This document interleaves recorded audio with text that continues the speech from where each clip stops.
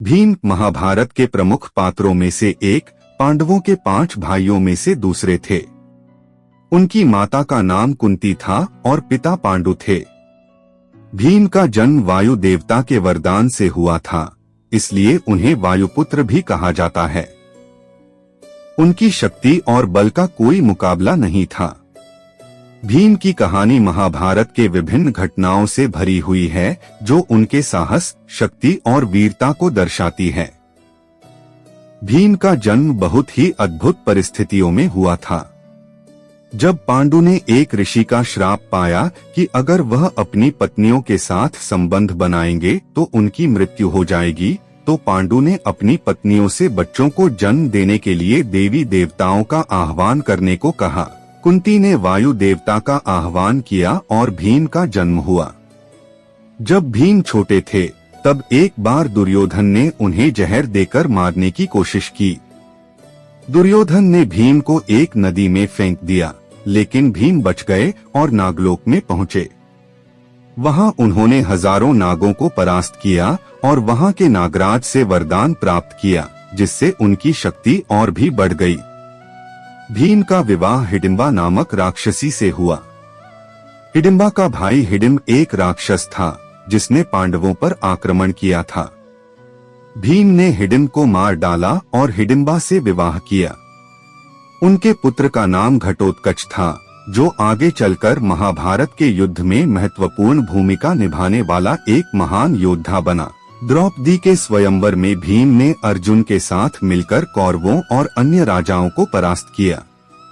अंततः अर्जुन ने स्वयंवर की शर्त को पूरा करके द्रौपदी का वरण किया। इसके बाद पांडवों ने द्रौपदी से विवाह किया। दुर्योधन ने पांडवों को मारने के लिए लाक्षागृह नामक एक षड्यंत्र रचा। उन्होंने एक महल बनवाया जो लाक्षा मोम से बना हुआ था और उसमें आग लगाने की योजना बनाई।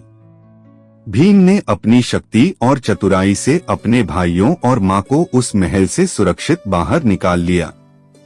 पांडवों को जुए में अपना सब कुछ हारने के बाद 13 साल का वनवास और 1 साल का अज्ञातवास भोगना पड़ा। इस दौरान भीम ने कई राक्षसों का वध किया और अपने भाइयों की सुरक्षा सुनिश्चित की। उन्होंने किचक नामक राक्षस को भी मारा, जिसने द्रौपदी का अपमान किया था। महाभारत के युद्ध में भीम ने अत्यधिक वीरता दिखाई। उन्होंने अपने शत्रुओं का नाश किया और भीष्म, द्रोण, कर्ण और दुर्योधन जैसे महान योद्धाओं के खिलाफ युद्ध लड़ा। भीम ने अपने 100 भाइयों के लिए दुर्योधन से बदला लिया और उसके सभी 100 भाइयों को मार डाला। युद्ध के अंतिम दिन भीम ने दुर्योधन की जांघ पर गदा मारकर उसे गंभीर रूप से घायल कर दिया, जिससे उसकी मृत्यु हो गई। भीम की शक्ति और वीरता की कई कहानियां महाभारत में वर्णित हैं। वे अद्वितीय योद्धा थे, जिनकी शक्ति और साहस का कोई मुकाबला नहीं था। उनका आहार भी बहुत अधिक था और उन्हें एक समय में बहुत अधिक भोजन करना पसंद था। उनके साहस, शक्ति और न्यायप्रियता के कारण वे हमेशा अपने भाइयों और माता पिता के प्रिय रहे। भीम का महाभारत में महत्वपूर्ण स्थान है। उनकी वीरता, साहस और शक्ति ने पांडवों को कई बार संकट से उबारा। उनकी दृढ़ता और संकल्प ने महाभारत के युद्ध में पांडवों की जीत सुनिश्चित की।